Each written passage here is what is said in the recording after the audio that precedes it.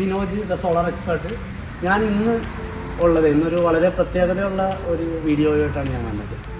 Hybrid സോളാറിനെ കുറിച്ചിട്ടാണ് ഞാൻ സംസാരിക്കുന്നത്. ഞാൻ ഹൈബ്രിഡ് സോളാർ വെച്ചിട്ടുള്ളൊരു സ്ഥാപനത്തിലാണ് ഞാനുള്ളത്.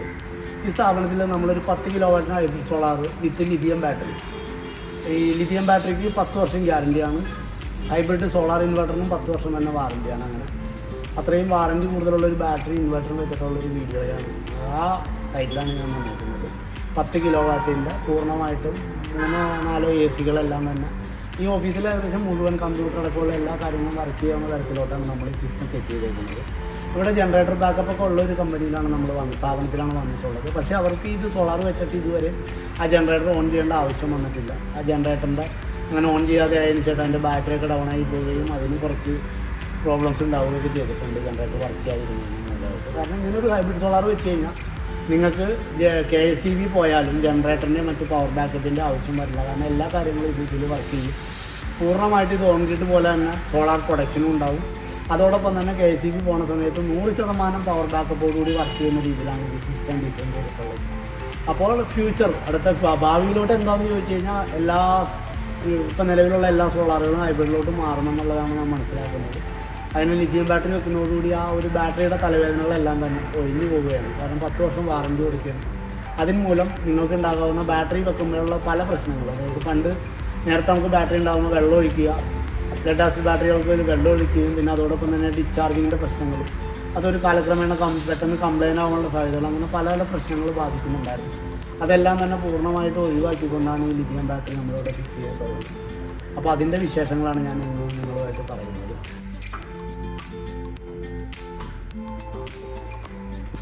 നമ്മളിപ്പോൾ ഈ സോളാർ വെച്ചേക്കുന്ന അടുത്ത് നമ്മൾ പാനൽ വെച്ചേക്കുന്ന ഭാഗമാണ് ഇതിൻ്റെ കാണുന്നത്. ഇതിൻ്റെ ഷീറ്റ് റൂഫ് ചെയ്തേക്കുന്നതിൻ്റെ മേളിൽ നമ്മൾ ഷീറ്റ് റൂഫിനോട് ചേർന്ന രീതിയിൽ തന്നെയാണ് പാനൽ വെച്ചേക്കുന്നത്. കാരണം ഇത് ഷീറ്റ് ചെയ്തപ്പോൾ തന്നെ ഈ സോളാർ വെക്കുന്ന ആവശ്യത്തിലേക്കായിട്ട് നമ്മൾ അതിൻ്റെ പാനലിൻ്റെ ചരിവ് എല്ലാം നമ്മൾ കറക്റ്റ് ചെയ്തിട്ടുണ്ടായിരുന്നു ഇത് ഷീറ്റ് റൂഫ് ചെയ്തപ്പോൾ തന്നെ. അതുകൊണ്ട് വളരെ കൃത്യമായിട്ട് ഇപ്പോൾ നമ്മൾ 10 കിലോവാട്ടിൻ്റെ പാനലാണ് വെച്ചേക്കുന്നത്. അതിപ്പോൾ 20, 30, 50 വെക്കാവുന്ന സൗകര്യത്തിനാണ് നമ്മൾ ഈ സ്ഥാപനം ചെയ്തിട്ടുള്ളത്. അപ്പോൾ അതുകൊണ്ട് നമുക്ക് വേറെ പ്രോബ്ലം ഒന്നുമില്ല. അതിൽ നമ്മളൊരു വാക്ക് കേട്ടിട്ടുണ്ട്, പാനലൊക്കെ ഫിക്സ് ചെയ്തിട്ടുണ്ട്. ആ ഫിക്സ് ചെയ്ത വീഡിയോകളൊക്കെ ഞാൻ ഇതിൻ്റെ കൂടെ തന്നെ ആഡ് ചെയ്യുന്നുണ്ട്. അപ്പോൾ നിങ്ങൾക്ക് അതൊക്കെ കാണാൻ പറ്റും. നമുക്ക് വളരെ നല്ല സിസ്റ്റമാണ്. അതായത് KSEB ഒരിക്കലും ആവശ്യമില്ലാണ്ട് പകൽ AC അടക്കം എല്ലാം വർക്ക് ചെയ്യുന്ന രീതിയിൽ ചെയ്യുന്ന കാരണം കൊണ്ട് ഇനിയിപ്പോൾ 1 മണിക്കൂറോ 2 മണിക്കൂറോ ഒരു ദിവസം ഒന്നും കറണ്ട് ഇല്ലെങ്കിൽ പോലും നമുക്കിവിടെ വൈദ്യുതി ഇടക്കൊക്കെ മുടങ്ങാറുള്ള സ്ഥലങ്ങളാണ്. അപ്പോൾ അങ്ങനെ വൈദ്യുതി മുടങ്ങിയാൽ പോലും ഇവിടുത്തെ ഒരു കാര്യങ്ങളിലും മുടക്കം വരുന്നില്ല. വൈദ്യുതി ഉള്ള സമയത്ത് അത് എക്സ്പോർട്ടും വരുന്നുണ്ട്. അപ്പോൾ നിങ്ങൾക്ക് സോളാർ പ്രൊഡക്റ്റ് ചെയ്ത് KSEBക്ക് കൊടുക്കുകയും ചെയ്യാം. അതോടൊപ്പം KSEB ഇല്ലാത്ത സമയത്ത് KSEB ഉള്ള പോലെ തന്നെ വർക്ക് ചെയ്യും. ഒട്ടും വോൾട്ടേജ് വേരിയേഷനോ വേറെ പ്രോബ്ലംസ് ഒന്നും ഉണ്ടാവില്ല. ഹൈബ്രിഡിൻ്റെ സാങ്കേതികവിദ്യ വളരെ നല്ലതാണ്. നമ്മളിപ്പോൾ ഇവിടെ ആ രീതിയിലാണ് ചെയ്തേക്കുന്നത്. ഏകദേശം ഇപ്പോൾ ഇത് ഒരു മാസത്തോളമായി നമ്മൾ ചെയ്തിട്ട് അതിനുശേഷമാണ് നമ്മളിപ്പോൾ വന്നിട്ട് ഈ വീഡിയോ ചെയ്യുന്നത്. നമ്മളിപ്പോൾ പാനൽ നമ്മളതിൻ്റെ മുകളിലാണ് വെച്ചേക്കുന്നത്. അതിൻ്റെ മുകൾ ഭാഗത്തായിട്ട് നമ്മൾ വെച്ചിട്ടുണ്ട്. അപ്പോൾ അതിന് അവിടെ പാനൽ വെച്ചിട്ടുണ്ടെങ്കിൽ നമ്മളുടെ ഈ മറ്റു കാര്യങ്ങൾ ഇൻവെർട്ടർ, ബാറ്ററി, അതിൻ്റെ ഡിസ്പ്ലേകളൊക്കെ നമ്മൾ പ്രത്യേക ഒരു റൂം ഉണ്ടാക്കിയിട്ട് അതിൻ്റെ ഉണ്ടാക്കിയാണ്. ആ റൂമൊക്കെ നമുക്ക് ആ റൂമിൻ്റെ വിശേഷങ്ങൾ നമുക്ക് കാണാം. ഇതാണ് ഇതിൻ്റെ ഇൻവെർട്ടർ. 10 കിലോവാട്ടിൻ്റെ ഡൈ എന്ന് പറഞ്ഞ കമ്പനിയുടെ ഹൈബ്രിഡ് ഇൻവെർട്ടർ വിത്ത് ബാറ്ററി. ഇത് ഡൈയുടെ തന്നെ ബാറ്ററിയാണ്, lithium battery. 105 AH 51 volt 105 AH ബാറ്ററിയാണ്. അങ്ങനെ 4 ബാറ്ററി ഉണ്ട്. 2 ബാറ്ററിയാണ് നമ്മൾ ആദ്യം വെച്ചത്. അതിനുശേഷം 2 ബാറ്ററി ആഡ് ചെയ്യുകയും ചെയ്തത്. ഇതാണ് 2 ബാറ്ററി. വേറെ 2 ബാറ്ററി ആഡ് ചെയ്തത് താഴെയുള്ളതാണ്. അതിൻ്റെ കണക്ഷനുകളാണ് പോയത്. ഇതിൻ്റെ ബാക്കി DB ബോക്സുകളൊക്കെയാണ് ഇത് വർക്ക് ചെയ്യുന്നത്. ഇതിനകത്ത് 2 ബാറ്ററി കൂടാണ്ട് ഇവിടെ ഒരു ബാറ്ററി ബോക്സ് എന്ന് പറഞ്ഞൊരു സ്വിച്ച് ഉണ്ട്. ബാറ്ററി ബോക്സ് ഉദ്ദേശിക്കുന്നത് ബാറ്ററിയുടെ എന്തെങ്കിലും ഷോർട്ടേജ് ഒക്കെ വന്നു കഴിഞ്ഞാൽ കട്ട് ഓഫ് ആവാൻ വേണ്ടിയിട്ടുള്ളൊരു സ്വിച്ചാണ് ഇത് വെച്ചിരിക്കുന്നത്. ഓട്ടോമാറ്റിക്കായിട്ട് അത് ഓഫ് ആവും കംപ്ലൈൻറ്റ് ഒക്കെ വന്നു കഴിഞ്ഞാൽ. മാത്രമല്ല ഒന്നിലധികം ബാറ്ററി കണക്ട് ചെയ്യുന്ന സമയത്ത് അതിൻ്റെ കണക്ഷനുകൾ കറണ്ട് കൊടുക്കുന്നതൊക്കെ ചെയ്യുന്നത് ഈ സ്വിച്ച് വഴിയാണ്. അതാണ് ഇതിൻ്റെ സംഭവം. പിന്നെ അവിടെ നിന്ന് നേരിട്ട് 2 കേബിൾ വഴി ബാറ്ററി ഇതിലോട്ട് കണക്ട് ആയിരിക്കുകയാണ്. ഇത് കൂടാണ്ട് ഇവിടെ 3 DB ബോക്സുകൾ വെച്ചിട്ടുണ്ട്. നിങ്ങൾക്ക് കാണാൻ പറ്റും 3 DB ബോക്സ് ഉണ്ട്. ഇത് ACDB എന്ന് പറയും. ഈ ACDB എന്ന് പറഞ്ഞു കഴിഞ്ഞിട്ടുണ്ടെങ്കിൽ ശരിക്കും നമ്മൾ ഗ്രിഡിന് വേണ്ടി വെച്ച് കൊടുക്കുന്നതല്ല, ഓഫ് ഗ്രിഡ് സിസ്റ്റം വർക്ക് ചെയ്യാൻ വേണ്ടിയിട്ട് ലോഡ് കണക്ട് ചെയ്യുന്നതിന് വേണ്ടി വെച്ച് കൊടുത്തേക്കുന്നതാണ് ഈ സാധനം. ഓൺ ഗ്രിഡ് എന്ന് പറഞ്ഞ ഇൻവെർട്ടറിന് വേണ്ടിയിട്ട് വെച്ച് കൊടുത്തേക്കുന്നതാണ് ഈ DB ACDB. ഇത് കൂടാണ്ട് ഒരു DCDB വെച്ചിട്ടുണ്ട്. 2 സ്ട്രിങ് വഴി നമ്മൾ 5000 വാട്ട് വെച്ചിട്ട് 5000 വാട്ട് എടുത്തിട്ട് 10 കിലോവാട്ട് ആക്കിയിട്ടാണ് നമ്മൾ ഇത് ചെയ്തിരിക്കുന്നത്. അതിൻ്റെ അവിടെ നമ്മൾ എർത്ത് ബെഞ്ച് വെച്ചിട്ടുണ്ട്. നമ്മൾ ഫുള്ള് അത് കവേർഡായിട്ട് ഇത് ചെയ്തേക്കാണ്. ഇതിന് നമ്മൾ ഇതിനകത്ത് ഒരു ചേഞ്ച് ഓഫ് സ്വിച്ച് ഒക്കെ വെച്ച് കൊടുത്തിട്ടുണ്ട്. നമ്മളെന്തെങ്കിലും കാരണം വെച്ചാൽ ഇൻവെർട്ടർക്ക് ട്രബിൾ വന്നാൽ ഗ്യാസിലോട്ട് ചേഞ്ച് ചെയ്യാവുന്ന രീതിയിലോട്ടുള്ള കണക്ഷനുകൾ ഇവിടെ വെച്ചിട്ടുണ്ട്. അതാണ് ഇതിൻ്റെ അകത്തുള്ള ഇതെന്ന് പറഞ്ഞു കഴിഞ്ഞിട്ടുണ്ടെങ്കിൽ. ഇതിൻ്റെ ഫംഗ്ഷൻ എന്ന് പറഞ്ഞു കഴിഞ്ഞാൽ കുറച്ച് അധികം ഉണ്ട് ഫംഗ്ഷനുകൾ നമ്മൾ ഈ ഡിസ്പ്ലേയിൽ നമുക്ക് ഓരോ കാര്യങ്ങളും മോണിറ്റർ ചെയ്യാൻ പറ്റും. കാരണം ചെയ്യുന്നുണ്ടെങ്കിൽ നമുക്ക് ബാറ്ററി യൂസ്, അതായത് നിങ്ങൾക്ക് ഈ ഇൻവെർട്ടർ വെച്ച് കഴിഞ്ഞാൽ ഹൈബ്രിഡ് ഇൻവെർട്ടർ വെച്ച് കഴിഞ്ഞിട്ടുണ്ടെങ്കിൽ നിങ്ങളുടെ ഏത് ടൈമിലും നിങ്ങൾക്ക് ഏത് പവർ യൂസ് ചെയ്യണമെന്ന് നിങ്ങൾക്ക് തീരുമാനിക്കാൻ പറ്റും. ഉദാഹരണം പറഞ്ഞു കഴിഞ്ഞാൽ ഇപ്പോൾ വൈകിട്ട് 6 മണിക്ക് ശേഷം KSEBക്ക് വോൾട്ടേജ് കുറവ് നല്ല തോന്നുന്നുണ്ട്, നിങ്ങൾക്ക് KSEB വേണ്ടാമെന്ന് ഇതിൽ കമാൻഡ് കൊടുത്തു കഴിഞ്ഞാൽ നിങ്ങൾ 6 മണി മണിക്ക് 10 മണി KSEB ഇതിൽ എടുത്തു പോലുമില്ല. ബാറ്ററിയോ ജനറേറ്ററിലോ വർക്ക് ചെയ്യുന്ന രീതിയിലോട്ട് ഇത് മാറും. സോളാറുള്ള സമയത്താണെങ്കിൽ എപ്പോഴും സോളാറിലായിരിക്കും ഇത് വർക്ക് ചെയ്യുന്നത്. അങ്ങനെയാണ് ഇതിൻ്റെ ഫംഗ്ഷൻ. അപ്പോൾ ഫുള്ളി കാര്യങ്ങൾ നമുക്ക് മൊബൈൽ ആപ്പ് വഴി കാണാനും മൊബൈൽ ആപ്പ് വഴി തന്നെ അതിൻ്റെ കാര്യങ്ങൾ സെറ്റ് ചെയ്യാനും അങ്ങനെ മൊത്തത്തിൽ എല്ലാ കാര്യങ്ങളും വളരെ കൃത്യമായിട്ട് നമ്മളൊരു 10-20 വർഷം മുമ്പിലോട്ടുള്ള രീതിയിലാണ് ഈ ഇൻവെർട്ടർ ഡിസൈൻ ചെയ്യുന്നത്. അപ്പോൾ നമുക്കത് ഇത് ഫ്യൂച്ചറിലോട്ട് നമ്മുടെ സാധാരണ ഇൻവെർട്ടറുകളും ഹൈബ്രിഡിലോട്ട് മാറ്റേണ്ട ഒരു സാഹചര്യം ഉണ്ടാകും. കാരണം KSEBയുടെ ഫെയിലിയറൊക്കെ വന്ന സമയത്ത് വർക്ക് ചെയ്യുന്നതിലേക്ക്. അപ്പോൾ നമുക്കിത് ലിഥിയം ബാറ്ററിയുടെയൊക്കെ അവൈലബിലിറ്റി കൂടി വരുന്നുണ്ട്. അതനുസരിച്ച് അതിൻ്റെ ചിലവുകൾ കുറയും.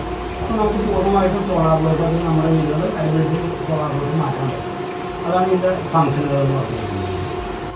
നമ്മളിപ്പോൾ ഇവിടെ ഈ ഇൻവെർട്ടർ നമുക്ക് ഇതിൻ്റെ അകത്ത് നിൽക്കുന്ന എല്ലാ കാര്യങ്ങളും നമുക്ക് ഈ ഡിസ്പ്ലേ തന്നെ കാണാൻ പറ്റും. ഈ ഡിസ്പ്ലേനെ ആദ്യം 4 ഭാഗങ്ങളായിട്ടാണ് ഇവിടെ ഉള്ളത്. അതിൽ ഒന്ന് പാനലാണ്. ഞാൻ പാനലിൽ എടുക്കാറുണ്ട്. പാനലിൻ്റെ വോൾട്ടേജ് കാണാം, അതിൻ്റെ വാട്ട് എത്രയാണ് ഓരോ പാനലുകളും വർക്ക് ചെയ്യുന്നതെന്ന് കാണാം, അതിൻ്റെ പാനലിൻ്റെ ആംബിയർ കാണാം, ടോട്ടൽ പ്രൊഡക്ഷൻ എത്രയാണെന്നുള്ളതും ടുഡേ പ്രൊഡക്ഷനും കാണാം, ഇപ്പോൾ വന്നുകൊണ്ടിരിക്കുന്ന വാട്ട് എത്രയാണെന്ന് കൃത്യമായിട്ട് അതിൽ കാണാൻ പറ്റും. അത് കഴിഞ്ഞ് നമുക്ക് ഗ്രിഡിൻ്റെ എടുത്ത് കഴിഞ്ഞിട്ടുണ്ടെങ്കിൽ രണ്ടാമത് ഗ്രിഡിൻ്റെ കണക്ഷൻ ഉണ്ട്. ഗ്രിഡിൻ്റെ കണ്ട ഓരോന്നും എടുക്കുന്ന വാട്ടുകൾ നമുക്ക് ഇതിൽ കാണാം. ഇതിലിപ്പോൾ വാട്ട് എടുക്കുന്നില്ല. ഇന്നിപ്പോൾ ഇവിടെ കമ്പനി ഓഫീസ് അവധിയുള്ള ദിവസം നമ്മൾ വീഡിയോ ചെയ്യുന്നത്, അതുകൊണ്ട് ലോഡ് അധികം എടുക്കുന്നില്ല. ഓരോ വാട്ടും അതിൻ്റെ ഓരോ വോൾട്ടേജും അതിൻ്റെ ഓരോ KSEBിന്ന് എടുത്ത വോൾട്ടുകളും ഇന്നെടുത്തതും ഇതുവരെ എടുത്തതും എല്ലാ കാര്യങ്ങളും നമുക്ക് ഇതിൽ കാണാം. അതോടൊപ്പം തന്നെ ബാറ്ററിയുടെ ഇതേപോലെ തന്നെ ബാറ്ററി 100% ഇപ്പോൾ ചാർജാണ്, പവറൊന്നും ഡിസ്ചാർജ് ആകുന്നില്ല. അപ്പോൾ ആ രീതിയിലാണ് ഇത് ചെയ്യുന്നത്. അപ്പോൾ അത് 100% ആയതുകൊണ്ട് ഡിസ്ചാർജും വരുന്നില്ല. അപ്പോൾ അങ്ങനെയാണ് അതിൻ്റെ ബാറ്ററി വോൾട്ട് കാണുന്നത്.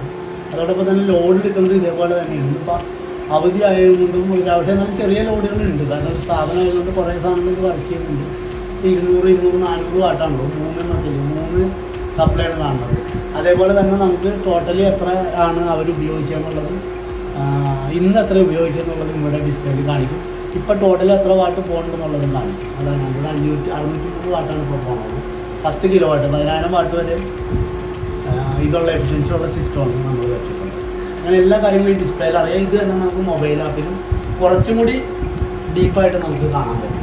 ഈ സാധനം വഴി നമുക്ക് 100% കാര്യങ്ങൾ മോണിറ്റർ ചെയ്യാം. അതായത് KSEBിന്ന് എത്ര വരുന്നുണ്ട്, എത്ര നമ്മൾ എടുക്കുന്നുണ്ട്, പാനലിൽ നിന്ന് എത്ര വോൾട്ടേജ് വരുന്നുണ്ട്, എത്ര എടുക്കുന്നുണ്ട്, എത്ര വോൾട്ടേജ് KSEBക്ക് നമ്മൾ കൊടുത്തിട്ടുണ്ട്, അതോടൊപ്പം തന്നെ ബാറ്ററിയിലോട്ട് നമ്മൾ ചാർജ് ചെയ്യാൻ വേണ്ടി എത്ര വാട്ട് പാനലിൽ കൊടുക്കണം. അങ്ങനെ എല്ലാ കാര്യങ്ങളും 360 ഡിഗ്രി നമുക്ക് അറിയാം. മൊബൈലിലും അറിയാൻ പറ്റും, ഇതിൻ്റെ ഡിസ്പ്ലേയിലും അറിയാവുന്ന രീതിയിലാണ് സിസ്റ്റം ഡിസൈൻ ചെയ്തത്. അപ്പോൾ അതുകൊണ്ട് തന്നെയാണ് ഞാൻ കരുതുന്നത് ഇത് ഭാവിയിലോട്ട് നമുക്ക് വളരെ ഗുണപ്രദമായ സിസ്റ്റമായിട്ട് ഞാൻ കരുതുന്നത്. അതുകൊണ്ട് തന്നെ ഇതിന് ഒരുപാട് കാര്യങ്ങൾ ഇതുമായിട്ട് ബന്ധപ്പെട്ട് വേറെയും ഉണ്ട്. അതിൻ്റെ ലൈറ്റിംഗ് കണക്ഷൻ കൊടുത്തിരുന്ന രീതികളെല്ലാ കാര്യങ്ങളും ഞാൻ അതിൻ്റെ ഡീറ്റെയിലും കൂടി ഒന്ന് പറഞ്ഞു തരാം. ഇതിലൊന്നും നിങ്ങൾ കണക്ഷൻ എന്ന് പറഞ്ഞു കഴിഞ്ഞിട്ടുണ്ടെങ്കിൽ 2 ബാറ്ററി കണക്ഷൻ പോയിട്ടുണ്ട്, 2 സ്ട്രിങ് വഴി 4 പാനൽ കണക്ഷൻ പോയിട്ടുണ്ട്, ഒരു BMS വർക്ക് ചെയ്യാൻ വേണ്ടി ബാറ്ററി മാനേജ്മെൻറ്റ് സിസ്റ്റം വർക്ക് ചെയ്യാനുള്ള ഒരു കോഡ് പോയിട്ടുണ്ട്. അതോടൊപ്പം തന്നെ ഒരു KSEB ഇന്ന് കൊടുക്കാൻ വേണ്ടി KSEBിയിലെ വരുന്ന കണക്ഷനുകൾ നമുക്ക് കൊടുക്കാൻ വേണ്ടി ഒരു പോയിട്ടുണ്ട്. അതോടൊപ്പം തന്നെ ജനറേറ്ററിനുള്ള കണക്ഷൻ വന്നതിന് ഒരു പോയിട്ടുണ്ട്. ഇത് കൂടാണ്ട് നമ്മുടെ AC മറ്റുള്ള ലോഡുകളെല്ലാം വർക്ക് ചെയ്യാൻ വേണ്ടി ലൈറ്റ് ലോഡുകളിലോട്ട് പോയായിരുന്നു. ലൈറ്റ് എന്ന് കഴിഞ്ഞാൽ AC അടക്കമുള്ള ലോഡുകളിലോട്ട് ഒരു കണക്ഷൻ വേണ്ടി. പിന്നെ ഇത് കൂടാണ്ട് ഇതെല്ലാം വൈഫൈ ആയിട്ട് കണക്ട് ചെയ്യാൻ വേണ്ടി ഒരു ഡോങ്ങുകൾ നമ്മൾ വെച്ചത്. ഇതാണ് ഇതിൻ്റെ ആ ഒരു താഴെ വരുന്ന ഒരു ഭാഗം എന്ന് പറയുന്നത്. അതിൽ നിന്നാണ് നമ്മുടെ ഈ DC DBയിലോട്ട് HDBയിലോട്ടും പിന്നെ ലോഡിൻ്റെ DBയിലോട്ടൊക്കെ പോയത്. നമ്മൾ മൊത്തത്തിൽ നല്ല സിസ്റ്റമാറ്റിക്കായിട്ടാണ് നമ്മൾ ഇതിലൂടെ ഡിസൈൻ ചെയ്യുകയും ചെയ്തേക്കുന്നത്. നിങ്ങൾക്കിത് കണ്ടാൽ തന്നെ മനസ്സിലാവും. വളരെ കൃത്യമായ രീതിയിലോട്ട് നമുക്കൊരു യൂണിഫോമായിട്ട് തന്നെ അതൊക്കെ ചെയ്ത് നമ്മൾ വെച്ചേക്കുന്നത്. അങ്ങനത്തെ ഒരു സ്ഥാപനമാണ്. നമ്മൾ അത്രയും കൃത്യമായിട്ട് തന്നെ അതിൻ്റെ എല്ലാ കാര്യങ്ങളും ഡിസൈൻ ചെയ്തിട്ടുണ്ട്. ഇത് വെച്ചതിന് ശേഷം ഇതുവരെയും ഇവരുടെ ജനറേറ്റർ സ്റ്റാർട്ട് ചെയ്യേണ്ട വന്നിട്ടില്ല.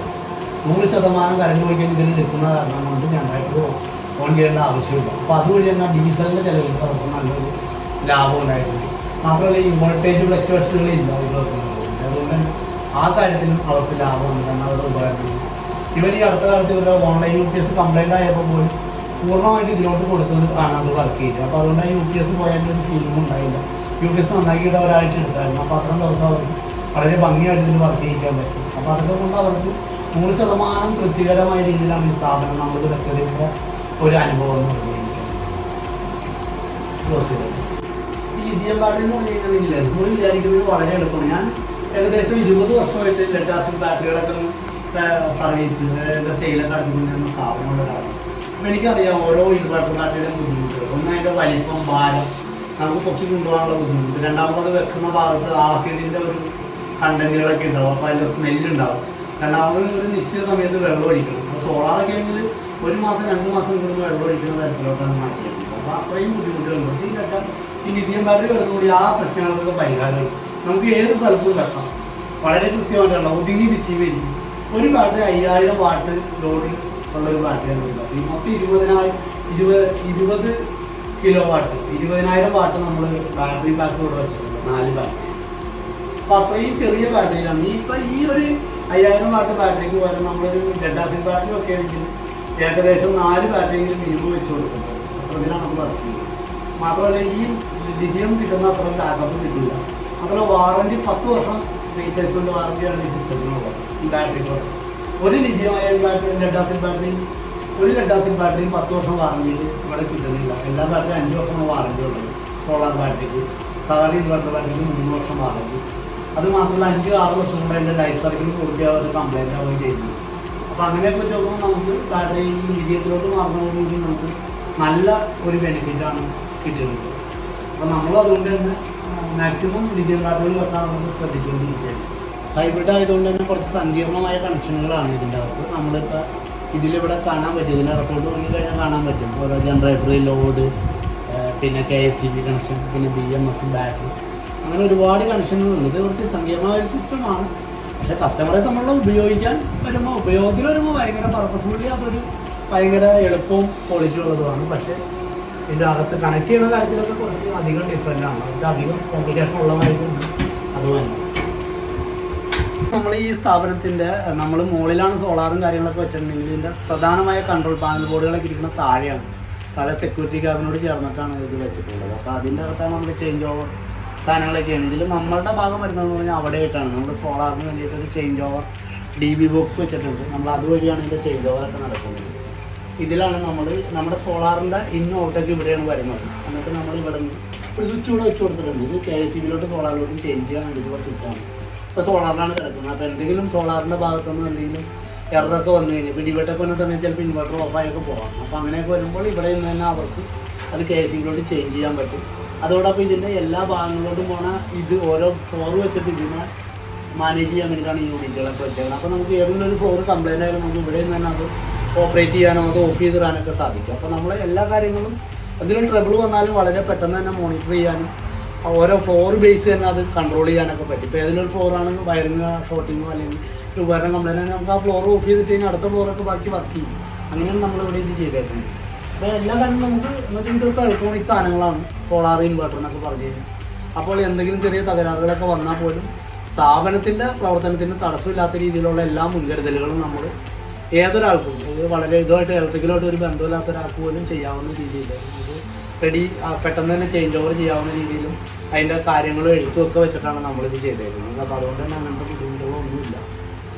എല്ലാ കാര്യങ്ങളും അതുകൊണ്ടും ഞങ്ങൾ ഇതിപ്പോൾ ഒരു കംപ്ലൈൻറ്റ് വന്നാൽ പോലും ഞങ്ങൾ 1 മണിക്കൂർ 2 മണിക്കൂർ കഴിഞ്ഞാൽ വന്നാൽ ഒരു ദിവസം കഴിഞ്ഞ് വന്നാൽ പോലും ഇവിടുത്തെ കാര്യങ്ങൾക്കൊന്നും മാറ്റം വരുന്നില്ല. അതാണ് ഒരു ഗുണമെന്ന് പറയുന്നത്.